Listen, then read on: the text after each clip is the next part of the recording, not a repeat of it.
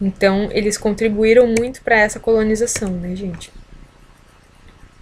Mesmo não tendo recebido as benesses, né, os frutos dessa riqueza gerada, né, pela colonização. Bom,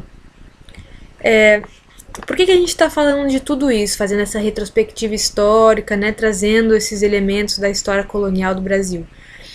O Afrânio Garcia Júnior, esse sociólogo, ele vai colocar a grande lavoura para exportação, né, que vem então desde esse período colonial, como a matriz da sociabilidade brasileira. Então, o que é a sociabilidade? Lá na apostila eu expliquei um pouquinho melhor. Sociabilidade é a forma como as pessoas se relacionam em determinada sociedade, né? Então, a forma de se tratar, de tratar os pais, de tratar os irmãos, de tratar os avós, de tratar as pessoas de maior prestígio social, a própria forma de dizer quem tem prestígio, quem não tem, né?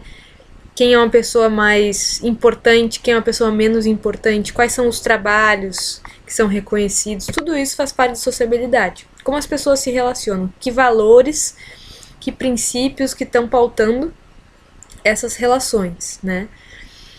Então, esse autor ele vai observar, e ele não faz isso sozinho, que outros sociólogos e pensadores sociais, que a gente até falou na primeira aula, como o Gilberto Freire, o Sérgio Buarque de Holanda, o Caio Prado Júnior e vários outros, vão trazer, né,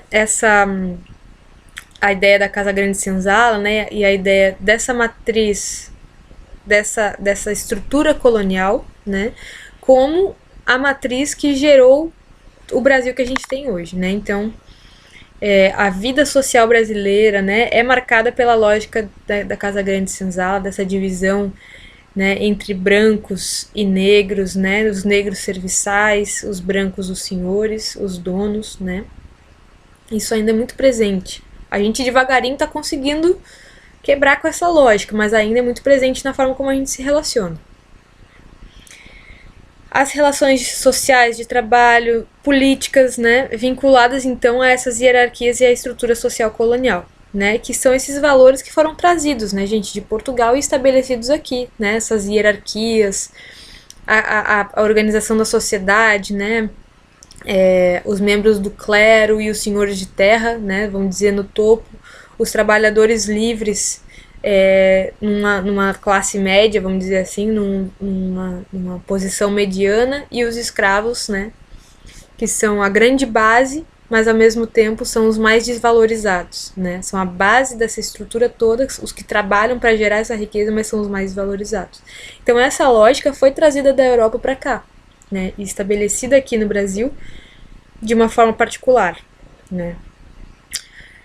A vida religiosa, então, né, a religião católica como oficial, né, e as religiões de matriz africana e as protestantes recriminadas e censuradas, né.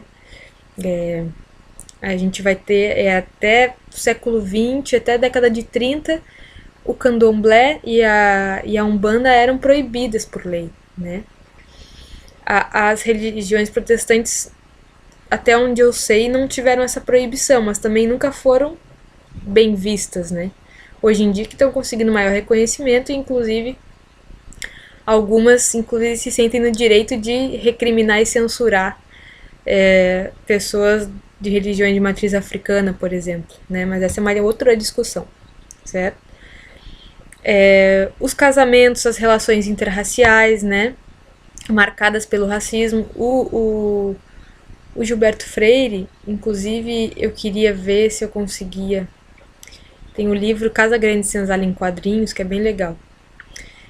Ele vai mostrar essas relações dentro da Casa Grande, né? Entre a Casa Grande e a Senzala, vamos dizer assim, né? As relações dos senhores brancos, dos senhores donos de terra com as negras africanas, com as indígenas, né? Como que se dava nesse meio, né? No período colonial, como é que se davam essas relações interraciais, como é que era visto, quais casamentos eram permitidos, quais não eram permitidos, né? Porque não casamento de pessoas de cores diferentes não eram permitidos, né, casar com um escravo, com uma escrava, né? Os próprios escravos, para poderem casar entre si, existiam diversos empecilhos, dependia muito do senhor, né? Se o senhor deixasse, tudo bem, mas se ele não deixasse, não tinha condição.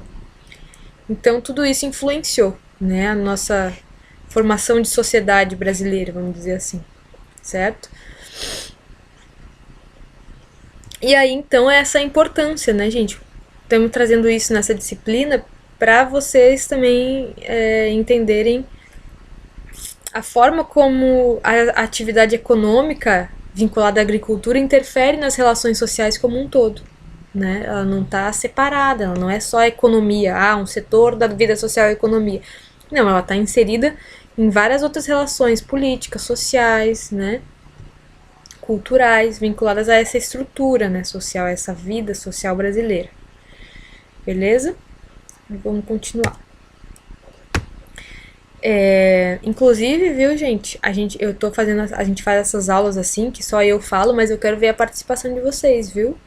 Hoje eu vou abrir outro fórum e eu vou começar a perguntar mais pra vocês as coisas. Beleza? Que eu quero ouvir a opinião de vocês. Se vocês têm dúvida, não tem que ter vergonha de perguntar, porque a gente tá aqui pra aprender. Eu quero que vocês me falem o que vocês estão pensando sobre tudo isso que a gente tá discutindo, que eu acho que tem muita coisa e vocês estão meio tímidos ainda. E também, claro, esse sistema à distância, eu entendo que gera essa distância realmente, né, entre a gente, mas dá pra gente tentar diminuir, certo? Dá pra gente tentar ter mais contato, né, experimentar o que a plataforma permite, certo? Eu quero ter mais participação de vocês, ter mais proximidade com vocês.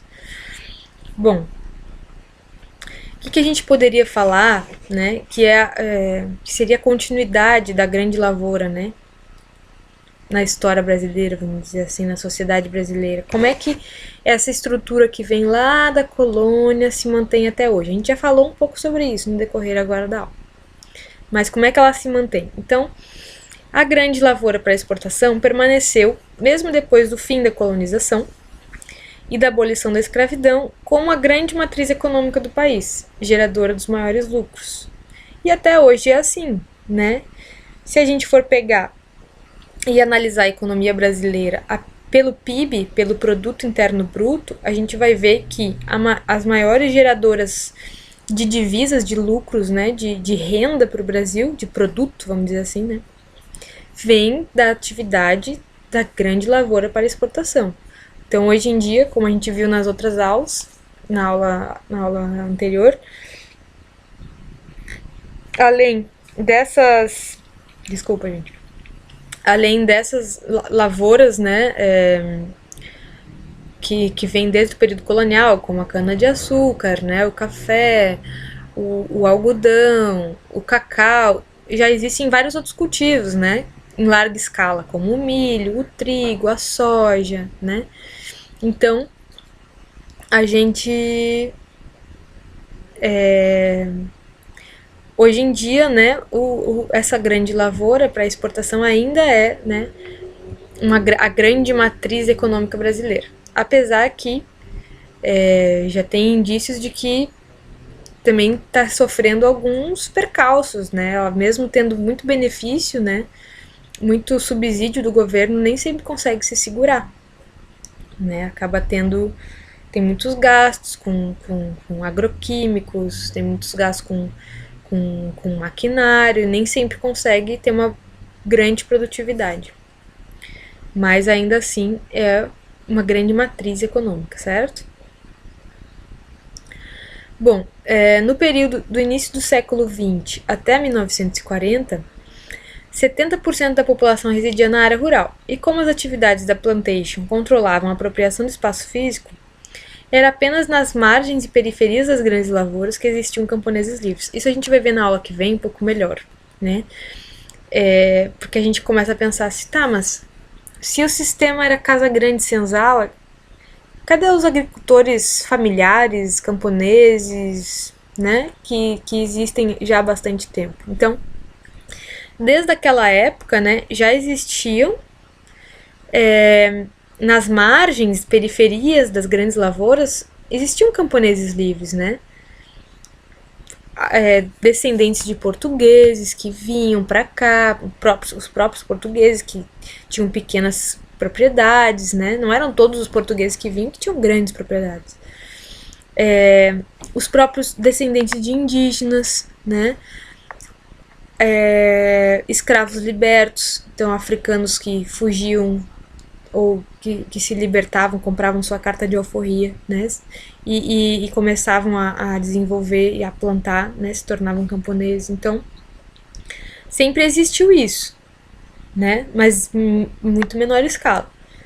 E também nas áreas de colonização voltadas para os imigrantes europeus no sul do país, como o Vale do Itajaí, Santa Catarina e a Serra Gaúcha. Mas isso já vai ser mais, né? Já vai ser no século XX, né, gente? Uma outra forma de continuidade do poder da grande lavoura vai ser que até a construção das malhas ferroviárias e rodoviárias, das estradas de ferro e das rodovias, né, as áreas onde se localizavam essas grandes lavouras eram relativamente isoladas uma das outras, o que favorecia que os senhores de terra tivessem o controle político de suas regiões. Então, esse Brasil que a gente conhece hoje, né, ele, nessa época, até o iniciozinho do século XX, ele não se configurava muito como ele é, assim, não se tinha uma ideia de nação, né.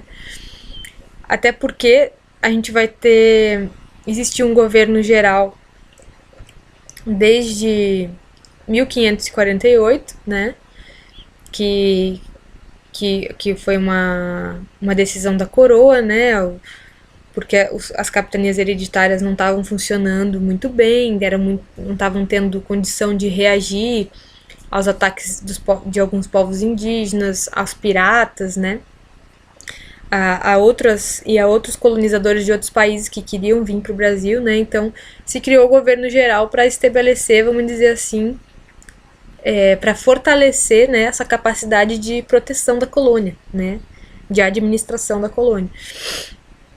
Mas mesmo assim, por não ter uma estrutura de transporte, né, de ligação dessas regiões, elas continuavam muito isoladas. Então, e dentro das capitanias, dos estados, que depois as capitanias meio que viraram estados, né, gente, se a gente for parar para analisar. Mesmo dentro, era isolado também, né, vamos dizer, pense no Rio Grande do Norte. Quem vivia lá na região de Apodi para a região de Natal, de Vila Flor, de Macaíba, que eram ali cidades que já tinham ocupação nessa época, era muito isolado, era muito longe, era muito difícil de chegar, né? Então, esses senhores, os donos de terras, eles se mantinham como lideranças políticas nessa região, eles tinham o domínio dessa região, né? Tinham um poder econômico e também tinham um poder político, que nessa época o poder econômico e político andavam juntos, né? Não tinha...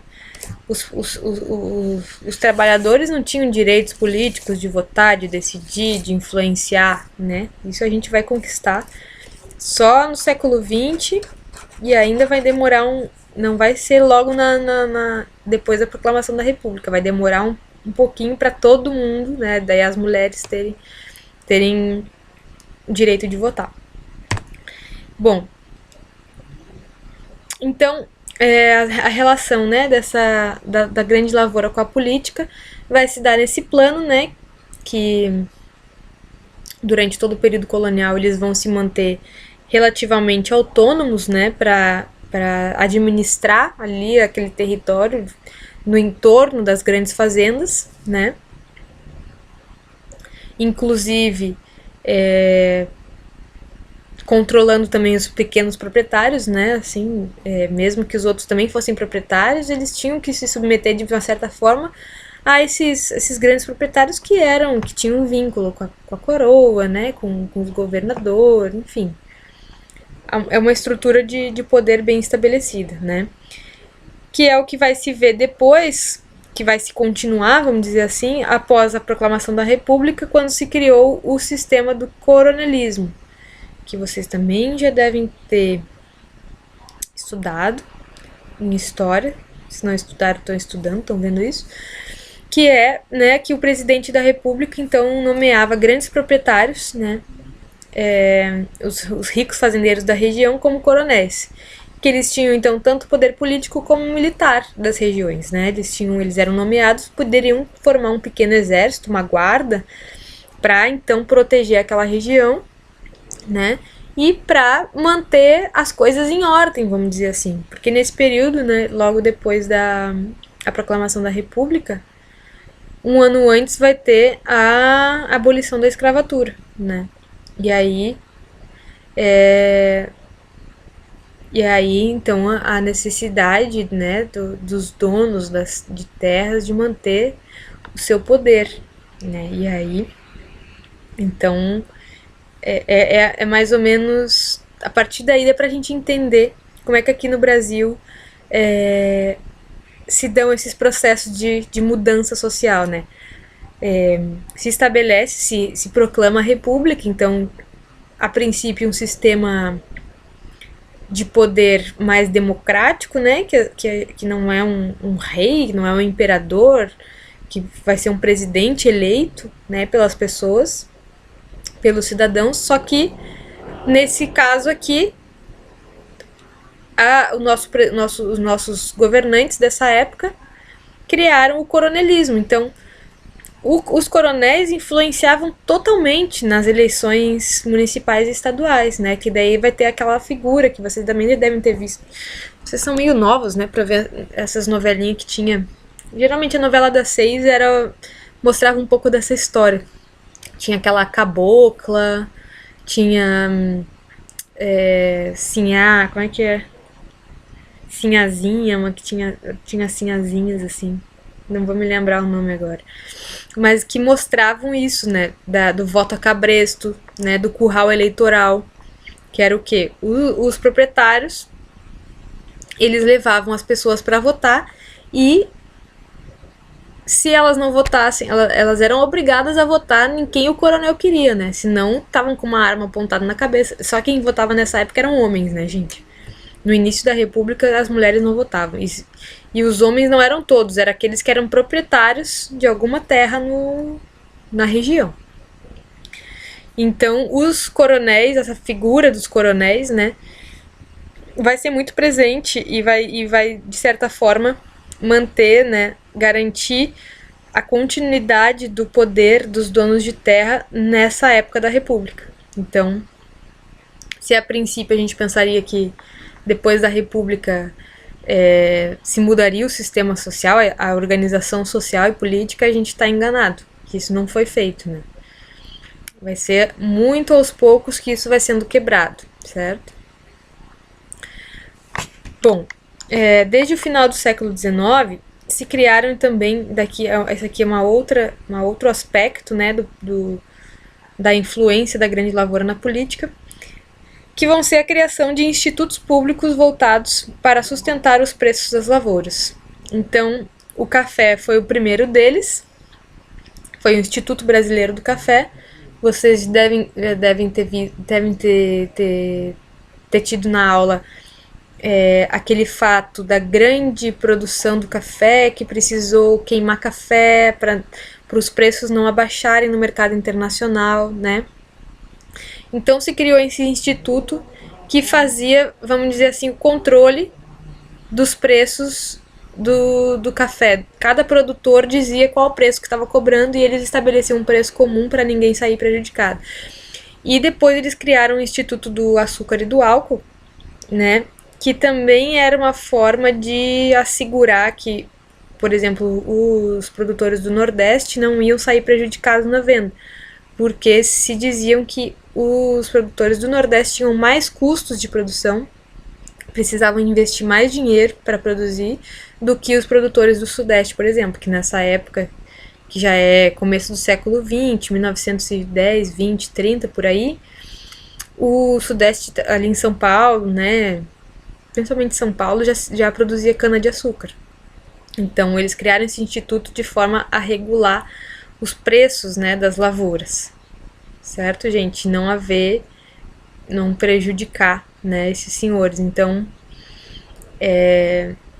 aqui a gente vê né, a influência que esses grandes proprietários, que esses, né, grandes latifundiários, os donos das grandes lavouras tiveram ao longo de toda a história do Brasil e ainda tem, né? Não dá pra gente dizer que essa história acabou. Que a gente tem no Brasil, hoje é a bancada ruralista, né, no Congresso, é uma das bancadas mais influentes, mais poderosas, e continua a determinar os rumos, né, da economia e da política brasileira, certo? Bom, por hoje é só. Aqui tá as referências da aula de hoje, né? Esse texto é o texto principal que eu usei para elaborar a apostila, para esse material aqui dos slides. Eu vou colocar ele lá na nossa plataforma, para caso vocês quiserem ler, certo? Quiserem se aventurar nas leituras. E aqui tem alguns sites que eu visitei para ir elaborando também, porque eu não sou historiadora, né? Mas eu acho sempre que é interessante trazer esse conhecimento histórico para a gente tá contextualizando, né? Tá tendo mais imagens, tá entendendo melhor todo esse processo, certo, gente? Então, qualquer dúvida, pode mandar mensagem pelo WhatsApp, pela plataforma.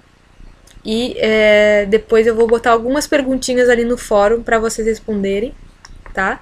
Para eu ver que vocês estão assistindo as aulas e estão entendendo o conteúdo, tá certo?